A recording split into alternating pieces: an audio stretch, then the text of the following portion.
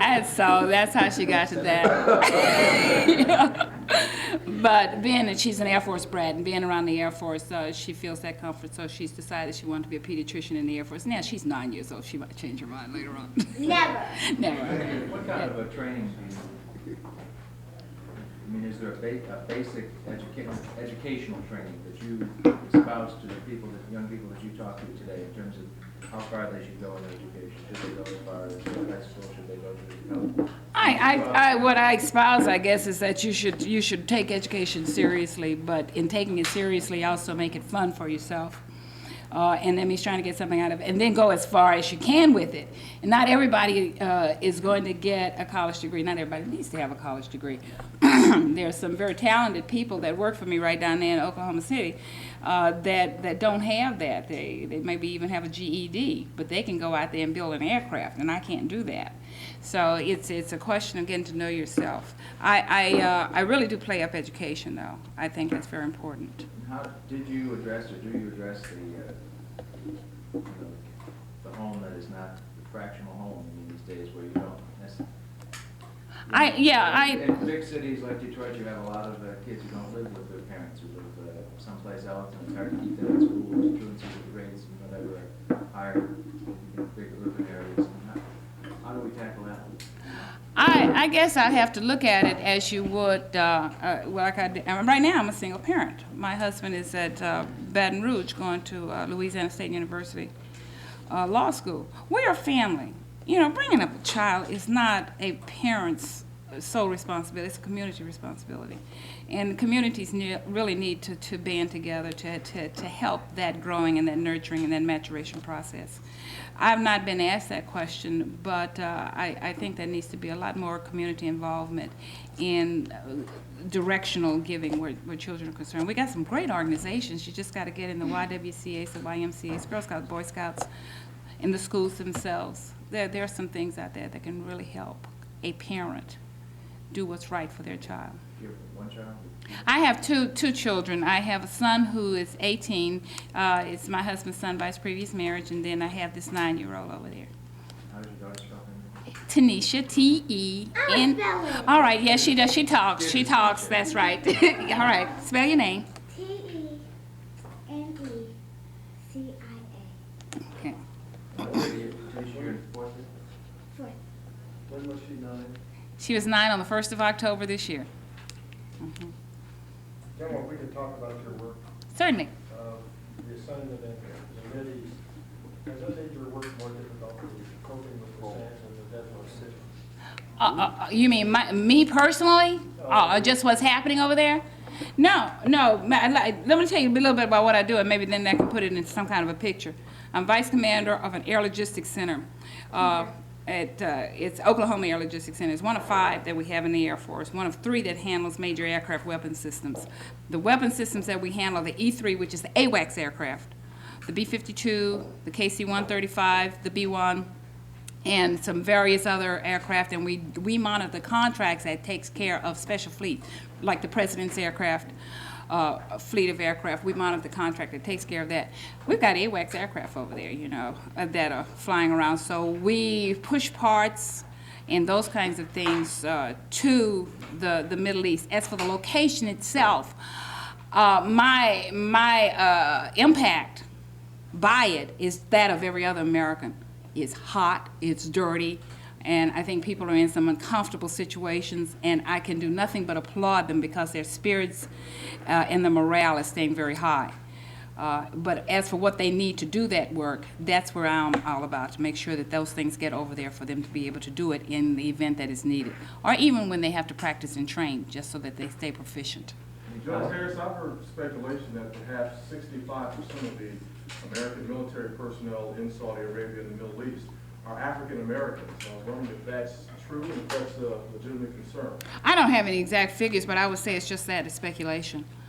The military is made up of approximately 18%, and I'm talking about the total military, is made up approximately 18% blacks. And I think it would be a feat if we were to be able to put 25% into Saudi Arabia. When you look at those figures, we don't really group people by by gender, by race. They are really grouped by their abilities. We happen to have more women who are nurses because that's what a lot of women going to over men. So if a nurse, you hear about a nurse unit going over there, yes, there's going to be more women in it. But there are going to be some men too because we do have male nurses. So I think that would really work itself out to be some kind of a feat that I just can't see us accomplishing anything. You think that's unfounded? I certainly do. I really do. Yeah. Possibility For me to in go? the military, anything's possible, whether you see yourself. I don't think in these early stages, we just don't know how long this is going to go on. I ended up going into Vietnam, but it was some 6 years after we had, not into Vietnam, I was in Thailand during the Vietnam War with Air Force that flew over Vietnam, but it was some 6 years after we had been in the war. So it's a possibility, sure, yeah. What did you do in Thailand? I was an aircraft maintenance officer with F-4 aircraft. We flew it on both its bomber-type missions and its fighter-type missions. In maintenance? In aircraft maintenance. That's right, I was out on flight line. Right. Is the U.S. military giving due recognition to its African-American personnel in the proper proportions these days, as opposed to, say, when the Tuskegee Airmen were struggling with the military?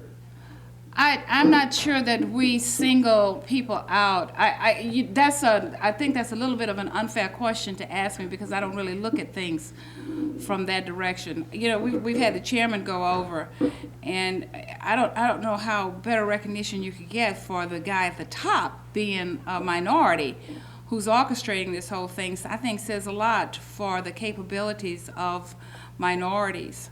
And if anything, just if they focused on nothing else but him as a minority, I think that's a lot of recognition that's given. My understanding is that he's been instrumental in having statues erected in certain places and having history made plain and visible for a lot of people to see in terms of African-American contributions. There's a lot done for African-American contributions, but you got me right out of some of my category now if you're going to say that's attributed to Colin Powell. It very well could be. I just don't know that.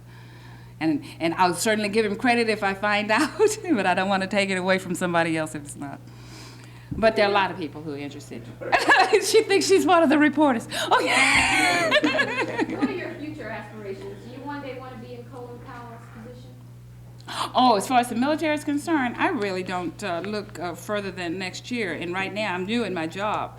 So my near term, and I mean really near term, like a year, is to really get it figured out what I do since I'm in charge most of the time or half the time because my boss is gone. And I go where I'm asked to go or where I'm sent to go. And I really don't feel that they send me places or I'm sent places by leadership unless I have the talent to do the job. So if it ends up that I could ever, which I couldn't, I could never be in general policy. I think a lot of it may perhaps maybe even be my philosophy, is that you really, there are a lot of laws and congressional things you got to go to be there. But I don't fly aircraft. I might have worked on aircraft. But I think if you wear a blue suit, you're going to be in some key leadership roles. You know, leading some folks who fly them. You should have at least flown them once. I fly in them. I don't fly. Now, it could all turn out that they think I'm just that brilliant that I can get out and lead it and do it, and I'll get in there and do it if that's what the case is. I'll do what's expected of me. I don't know, did you say you were not a certified pilot? Oh, I'm not any kind of pilot. No. Yeah, my father, her father is a pilot. He flew B-52s and KC-135s. Okay. No, I'm not a pilot. And we have a rated and unrated. And there's certain categories that go into rated. That's missiles and aircraft being able to fly. I'm an unrated person in the military. Okay. You mentioned wanting a job when you joined. Yeah. How long did you plan to stay initially? 4 years. That was your first gig? That was my commitment. That was my payback. And basically, as an officer, you don't really have a hitch. Once you have completed any obligations you may owe the government because they sent you to school, pay for some schooling, or you got a government move, there's some certain time periods you must pay back. You can at any time after that initial 4 years say, well, I elect to separate from the service. And at that time, I was in Germany, had a good job, enjoying myself, came back. I went to Thailand. I'm in the Pentagon, I'm in Washington. I mean, one thing kept leading to the other, and I really just kept enjoying it. And here I am 25 years later. Still enjoying it. Okay. I'm sorry, General Harris, where are you from originally? Houston, Texas is my home. Okay. So you didn't join in college, you joined after college? That's correct. Yeah. Right. I'm really old. We didn't have women in ROTC or in the academies when I went through. All right. Which college? Spelman College in Atlanta, Georgia. Yay. Okay. Probably gonna be her school. I don't know. She switches from the Air Force Academy to Spelman to. But what's so great about it is that she can. If she has the ability and the capability, she can get herself into it. Yeah, just You said sticking with something it. earlier about the Tuskegee Airmen paving the way and opening doors for people like yourself. Yeah. I think they're basically a role model for me. These are contributors and very visible contributors, and that's I think what a lot of young people need to see. It's not that we all need to be out there being visible to be a contributor, but if you do have a few, then you can get a lot. And I think that group as an entity serves as that kind of a symbol to folks. Yeah. Mr. Mayor, can you talk about the general here in terms of her obvious qualities to be a recipient of this award from the Tuskegee Airmen? Well, I think that the general's career in the armed forces, 25 years, is ample proof of her qualifications for any award that we can extend to her. She's earned it. Nobody's given her anything. And so we honor her based on what she's done. Mr. Mayor, is it fair to say that her rise in the military is an indication of how far the President got in the field? Yeah, and also how far we have to go. Are you surprised that there is a female brigadier in the Air Force? I'm not surprised. I indicated to her when she first walked in my office, she's the first one whom I have personally laid eyes on. And I was very glad to meet her for no other reason. I'm glad to meet him. Oh gosh, you just hear about your mayor all over this world. Really, please. As long as you don't read the Detroit papers, you're a good shot. We don't know who our mayor is. From Houston? Oh, no, not from, we know Kathy. Yeah, I know No, Kathy. yeah, I don't know. Who's your mayor? She doesn't know. She's looking for Oklahoma City, and we haven't figured all of that I out don't yet. know that mayor. No, I know. No, it's a pleasure, ladies and gentlemen, for me to be here in your city, as I said before, and you've been most gracious in your questioning, and I really do appreciate that. And on that note, for the general, I'd like to thank you. Thank you. And thank you, thank Jim. Thank you, dear. Mr. Mayor, can we get some other notes now? You always do. I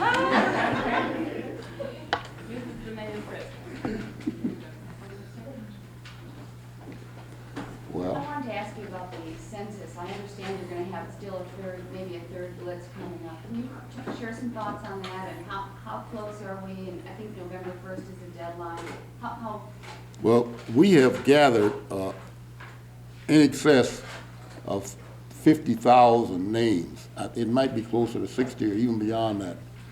We will have a mobilization tomorrow and one other mobilization next weekend to make two mobilizations before the end of November.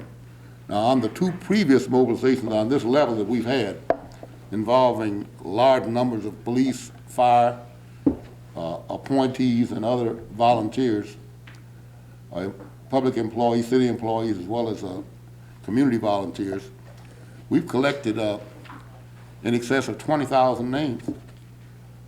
And so we think that based on that, we'll be able, on the basis of this 1 month all-out push alone, collect more than enough names to make up for the 30,000.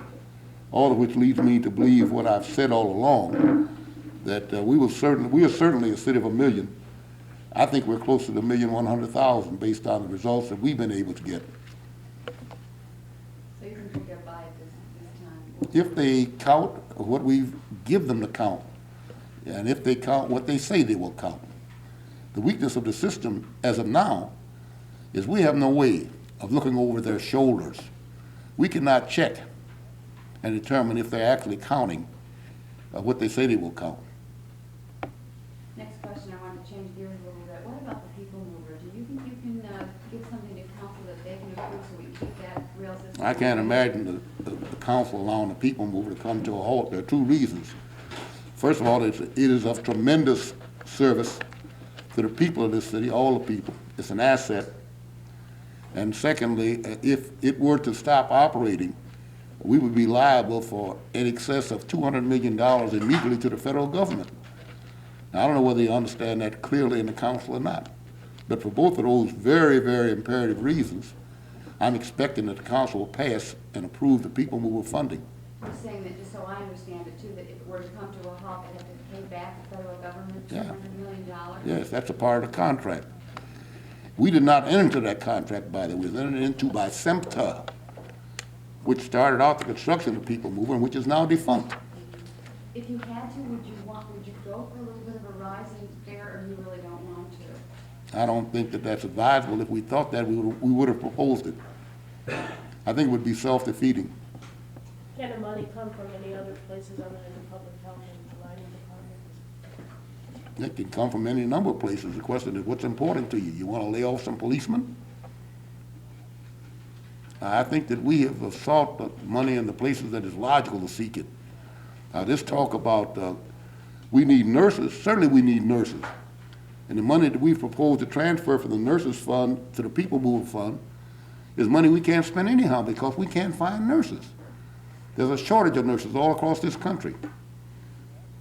We've been advertising for nurses for the last 2 years, and we can't get any. If and when some nurses should show up to be hired, we'd see that the money is transferred in order to hire those nurses. So that's a phony argument. Mary, Mr. Stetcher had made a statement